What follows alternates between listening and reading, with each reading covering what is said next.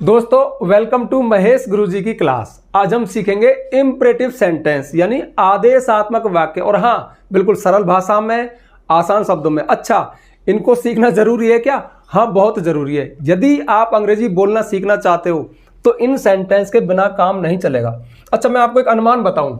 मानो पूरी दुनिया में चाहे देश कोई भी है और कोई भी व्यक्ति, उसकी भाषा कोई भी है, अगर वो दिन भर में माना 100 सेंटेंस बोले, 100 बात बोले, तो आप काउंट कर लेना 30, 40, 50, 60 तक सेंटेंस इंपरेटिव सेंटेंस के होंगे, आदेशात्मक वाक्य होंगे। क्योंकि दिन में बहुत ज्यादा बोलते हैं, ए इधर आ, मेरी बात सुन, यहां बैठ, लाइट बंद कर दे या लाइट बंद कर दो, मेरा दिमाग खराब मत कर या मत करो, कृपया मेरी मदद करो। मतलब कितना हम बोलते हैं, कितने आदेश फेंकते हैं कि ये कर, ये मत कर, प्लीज ये कर दे।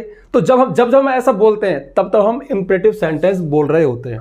फेमस कर दिया टेंस, फेमस कर दिया मॉडल, ये सीखने पड़ेंगे। बट ध्यान रखना, बोल चाल में खासकर, हालांकि लिखने में भी काम में आते हैं, बट बोल चाल में बहुत ज्यादा काम में आते हैं इंपरेटिव सेंटेंस। इनको सीखना, इनका स्ट्रक्चर समझना बहुत जरूरी है। और एक बात बताऊं, बहुत आसान है मेरे साथ।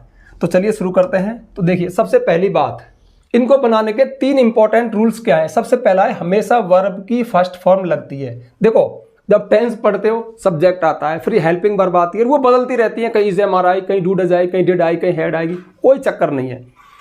हेल्पिंग वर्ब लगती नहीं है, कोई हेल्पिंग वर्ब नहीं लगती है। और जो वर्ब है ना, मेन वर्ब, उसकी 5 फॉर्म होती है, फर्स्ट, सेकंड, थर्ड, फोर्थ, कोई चक्कर नहीं है, सिर्फ V1। तो इनमें हमेशा वर्ब की फर्स्ट फॉर्म लगती है, कोई हेल्पिंग वर्ब नहीं लगती। और मजे की बात, सब्जेक्ट भी नहीं लगता है, लेकिन कभी कभी लग सकता है। वो कभी कभी कैसे लग सकता है बता दूंगा, लेकिन मेन बात तो एक सब्जेक्ट होता ही नहीं है, यानी इनका स्ट्रक्चर कुछ अलग ही है। सबसे खास बात, ये 3 प्रकार के होते हैं। यहां तक बात समझ में आ गई? अब देखो इधर, सबसे पहला है आदेश वाले, और सबसे ज्यादा यही बोले जाते हैं। इनका स्ट्रक्चर क्या है कि ये V1 क्रिया की फर्स्ट फॉर्म से शुरू होते हैं, उसके बाद जो बच जाए सेंटेंस में अदर वर्ड। अब देखो, सब्जेक्ट है ही नहीं, हेल्पिंग वर्ब है ही नहीं, बस आप तो वर्ब को पकड़ लो कि जो बात है, जो आदेश है, उसमें क्रिया क्या है, और उसकी फर्स्ट फॉर्म रख दो, हो गया इंपरेटिव। देखो, यहां आओ, ठीक है, सेंटेंस है यहां आओ। अब इसमें क्रिया क्या है? आना। और आने की अंग्रेजी क्या होती है? कम। तो कम हमारी V1 है, कम। ध्यान रखना, क्रिया से शुरू होता है कम। अब यहां की अंग्रेजी क्या है? हेयर। कम हेयर, इधर आओ, यहां आओ, और लगा दो फुल स्टॉप, और ये हमारा सेंटेंस बन गया इंपरेटिव। कम हेयर, मेरी बात सुनो। कहते ना, अरे मेरी बात सुन यार, मेरी बात सुनो। अब इसमें क्रिया कहां है? बात है, मेरी है, सुनो, सुनना। और सुनने क्या होती है? लिसन। लिसन होता है सुनना। फर्स्ट फॉर्म लिसन नहीं है, सेकंड फॉर्म लिसन होती है, लेकिन हमें फर्स्ट ही लिसन। मेरी बात, इसको ऐसे बोलेंगे, लिसन टू मी। ऐसे मतलब लिसन माई टॉक ना, लिसन टू मी। ये मतलब थोड़े इंग्लिश और हिंदी के ट्रांसलेशन में यही अंतर है, वो भाव पकड़ो। लिसन टू मी, मेरी बात सुनो, इसमें बात भी आ गई। लाइटें बुझा दो या लाइट बंद कर दो, बोलते ना कि रात हो गई, लाइटें बुझा दो, तो इसकी होगी स्विच ऑफ द लाइट्स। और लाइट जला दो तो स्विच ऑन द लाइट्स। या आप इसको ऐसे ही बोल सकते हो, turn off the lights. Turn off भी होता है ना, और turn on the light, light जला दो। चाय बना दो, जैसे कि कोई बेचारा ऑफिस से आया, आते ही वाइफ से चाय बना दो, चाय बना दो। तो अब बनाने क्या होती है? मेक। और टी, बस बन गया, चाय बना दो। अपना काम करो, क्या ना, तू तेरा काम कर यार, अपना काम करो। अब करने क्या होती है? डू। अपना काम, योर वर्क। अब बताओ, इनमें कहां हेल्पिंग वर्ब है? नहीं है, है ना। सब्जेक्ट भी नहीं है। सब्जेक्ट क्यों नहीं है? इसका रीजन पता है क्या है?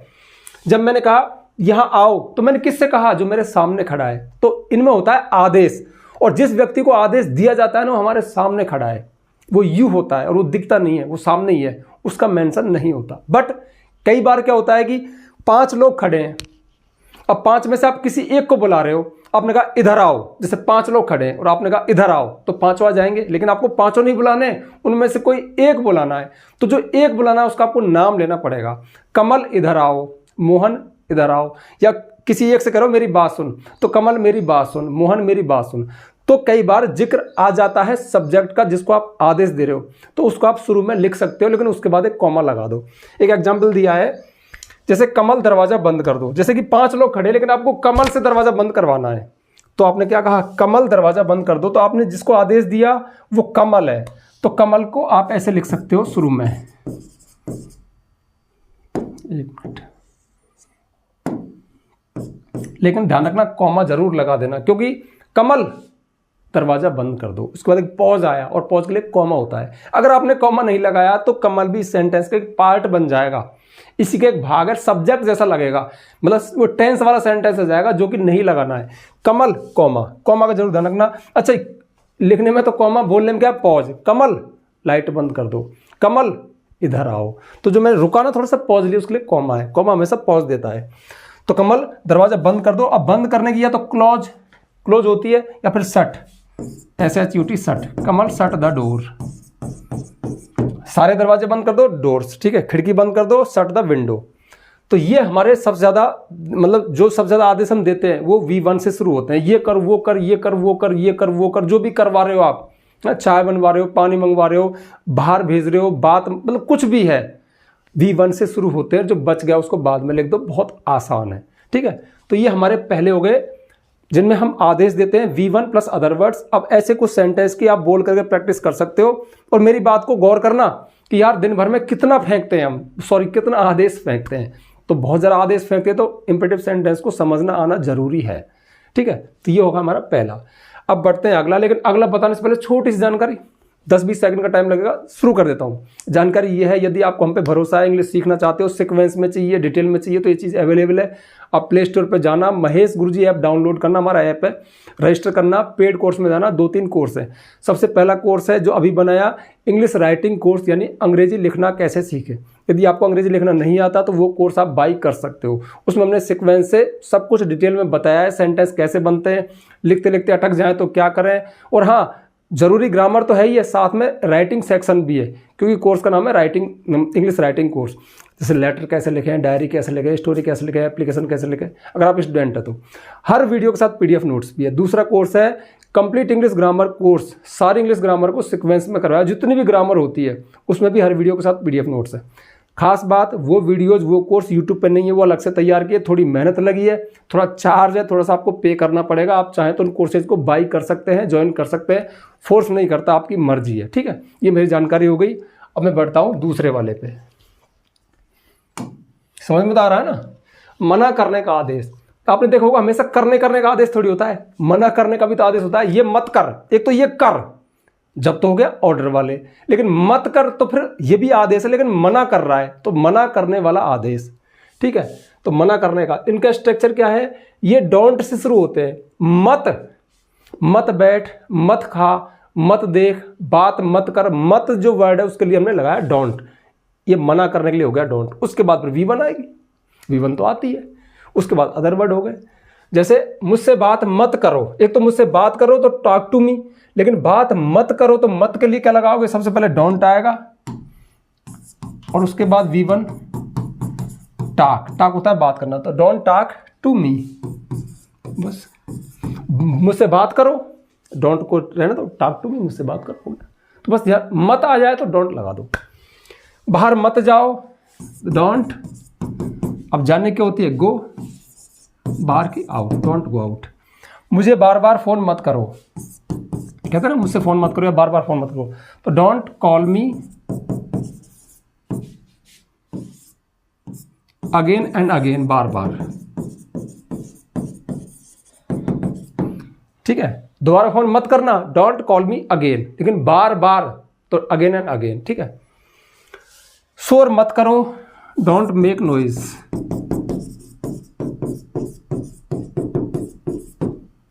टीवी मत देखो, डोंट वॉच टीवी, वॉच होता है देखना, ठीक है। इसको थोड़ा सा ठीक कर देता हूं,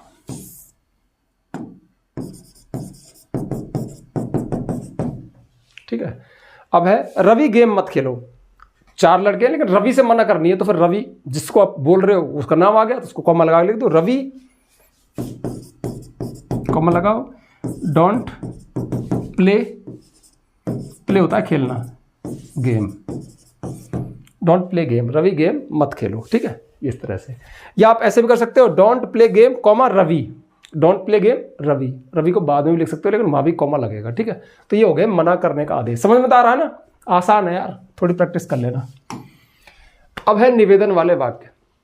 अब निवेदन क्या होता है, तो देखो आपसे जो छोटे हैं और आपके यार दोस्त हैं उनसे तो आप तू तड़ाक से बात कर सकते हो, ए इधर आ, ये मत करे, बैठ जा, चिल्लाए मत, चला जा, इस तरह से। लेकिन सपोज करो आपके टीचर आपके सामने आ गए, या कोई बुजुर्ग है, आपके फादर है, आपके पेरेंट्स है, आपकी मदर है, आपके बड़े भाई हैं, तो उनसे आप क्या बोलोगे।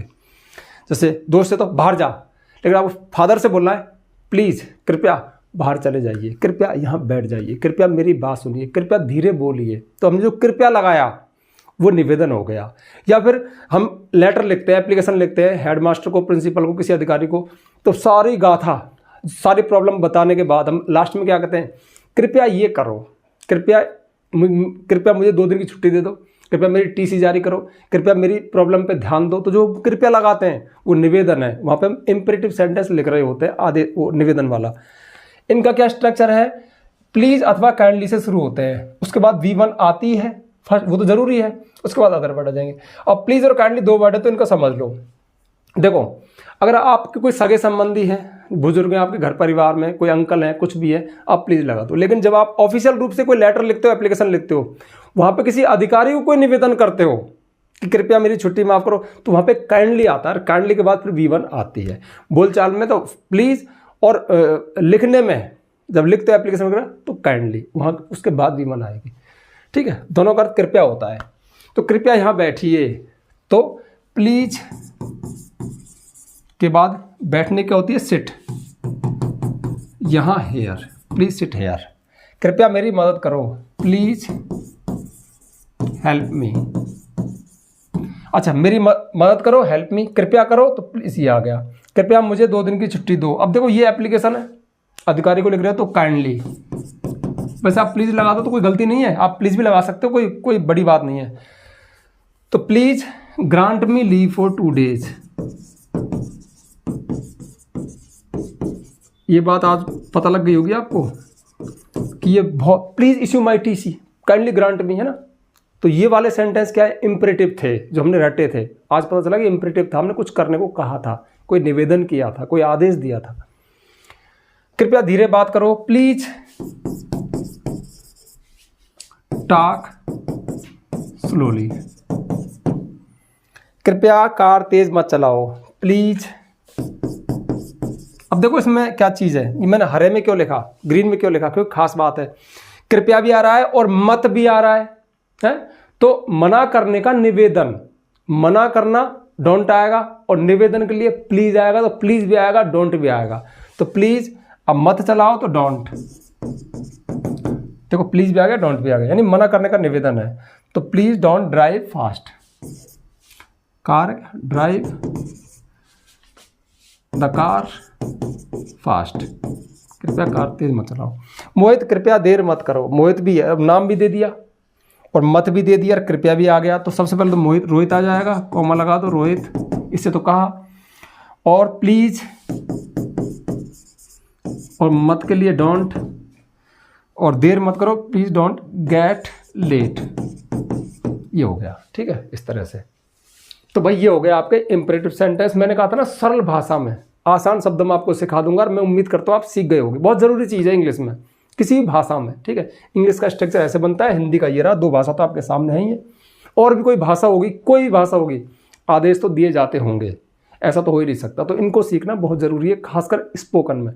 दिन भर जो बोलते हैं तो ये सेंटेंस काम में आते हैं, लिखने में भी काम में आते हैं, और हमारा काम तो सिखाना है। अक्सर कहता हूँ ना, सिखा के छोड़ूंगा, मतलब कोशिश जारी है। और आप हज़ारों लोग सीख भी रहे हो, अच्छा लगता है, आप कमेंट करते हो, ठीक है। तो इनको आप नोट वोट कर रहे हो तो कर लेना। तो मिलते हैं नेक्स्ट वीडियो में किसी नेक्स्ट टॉपिक के साथ, नेक्स्ट किसी अगली प्रॉब्लम के सॉल्यूशन के साथ। तब तक के लिए बाय।